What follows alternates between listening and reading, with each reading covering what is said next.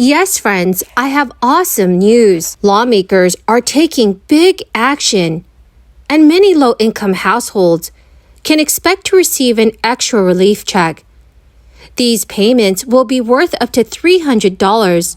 It has also been confirmed that you may have to take action in order to receive this extra stimulus money. So friends, please make sure you watch until the end of this video, because I will be covering all the new details on stimulus check. I will be giving away 4 $75 Walmart gift cards every week. Please, friends, enter the giveaways by clicking and liking several of my videos, and then commenting below the keyword of each video that you watch. The more videos that you comment on, the greater your chances of winning the giveaways. Also, my friends, to say thank you so much, during the months of October, November, and December, I will be giving away surprise $200 gift cards to those of you that have been in this community for several months. Friends, please make sure that you do stay tuned for those videos when I'll be announcing the winner. The state of California is not alone in developing stimulus checks and rebates for residents to help them cope with inflation, with at least 20 other states also offering financial aid to their citizens. Yet while gas prices have declined from their record high in June, drivers in California still pay the highest amount for a gallon of gas. According to AAA, the average gas price is currently $6.33 per gallon in the state of California, compared with $3.92 nationally. California Governor Gavin Newsom plans to call a special legislative session in December to push for a tax on oil industry profits.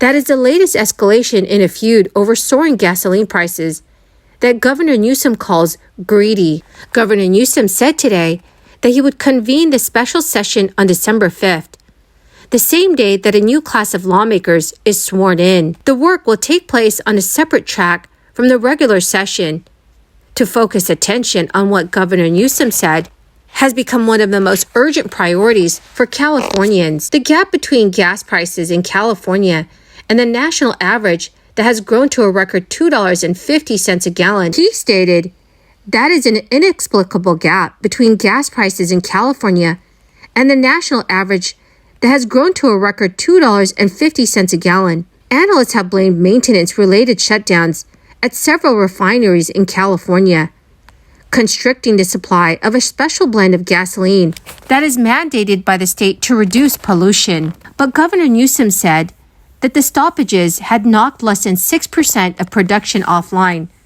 not nearly enough to justify the surging costs at the pump. He said oil prices were clearly taking advantage of the situation to manipulate prices and pad their profits. So in a statement, a representative for the oil industry said the legislature could better use its time reconsidering decades of energy policy that have driven up costs for Californians, rather than passing another tax that would only raise prices much further. Despite his urgency, Governor Newsom stated convening the special session in 2 months would give his team the time to get our ducks in a row, developing a strategy that can get through the legislature, where a 2/3 vote by both houses is required for any tax measure. Despite his urgency, Governor Newsom said convening the special session in 2 months would give his team time to get their ducks in a row, developing a strategy that can get through the legislature, where a 2/3 vote by both houses is required for any tax measure. Please let me know, friends, if you live in California and how much you pay for a gallon of gasoline. Please leave those comments in the comment section below. Checks with an average value of $270 will soon be on their way to 1.75 million New Yorkers. It is through a new program passed early this year as part of the state budget. The $475 million program is aimed at providing tax relief to low-income New Yorkers and their families. The money is meant to help combat inflation and also improve affordability. According to New York Governor Kathy Hochul's office, the checks will go to New Yorkers who receive the Empire State Child Tax Credit or the Earned Income Credit on their 2021 state tax returns. Those who are eligible will receive their checks by the end of October. State officials have said that you do not need to do anything to receive the money. If you are entitled to it, the State Department of Taxation and Finance will mail the checks automatically. But if you have moved recently, Governor Hochul's office recommended updating your address with the tax department to prevent any delays. You can update your address online by creating an online account and following the on-screen instructions. The exact amount of each check will vary based on your tax situation. The payment for the Empire State Child Tax Credit is anywhere from 25% to 100% of the amount that you received in 2021. The percentage depends on your income as well. The payments for the Earned Income Credit is 25% of the amount that you received for 2021. Governor Kathy Hochul said, this program will put money back in the pockets of nearly 2 million New York families struggling to make ends meet in the face of the crisis, inflation, and other rising costs. Friends, the key word for this video today is Green Meadows Farm. If you would like to enter the next Walmart gift card giveaway, please click and like several of my videos and then comment below this keyword, which is Green Meadows Farm, and additional keywords of any video of mine that you watch. And do make sure, friends, that you're also subscribed to my channel. Well, my great friends, that is the end of my daily stimulus update video. Thank you so very, very much for joining me here every day. And I truly appreciate all of you. Thank you, my friends, and have a wonderful and blessed week. Families across the country. We were all hoping President Biden's crushing inflation might show signs of easing and give folks a chance to catch their breath after months and months of watching their paychecks shrink. That is not what happened at all. Inflation is up 8.3% from a year ago, a disastrous number. We are feeling the inflation in every aspect of our lives, from paying utility bills to gassing up cars to rent and insurance, and especially to the basics like food.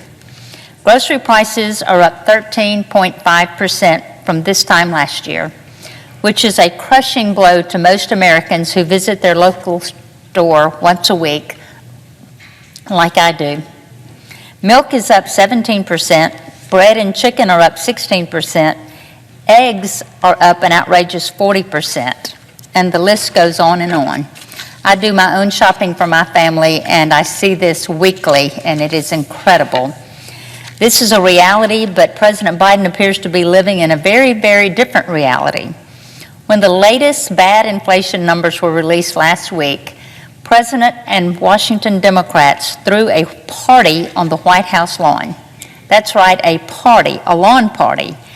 The President and Democrats celebrated as the rest of us watched the Dow plummet and receive an inflation report confirming that this is the worst year for food and electricity inflation since the fallout from President Jimmy Carter. What exactly did they celebrate? Their latest reckless big government and spending bill.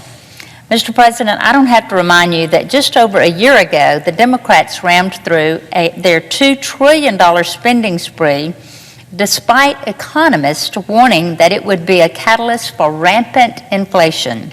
Economists warned us then, and they are warning us now about the misnamed Inflation Reduction Act, namely that it won't do anything to ease inflation, but it will certainly add to the deficit. Apparently, hosting a big party is preferable than heeding these nonpartisan warnings and getting to work to get our nation back on the right track. When the Inflation Act was on the floor, Republicans tried countless times to adopt solutions to tackle inflation, crime, and secure our border. But our efforts were consistently shut down because not one Senate Democrat could spare a penny from the Green New Deal. No, they have their own priorities, and they are awfully out of touch with the priorities of American families.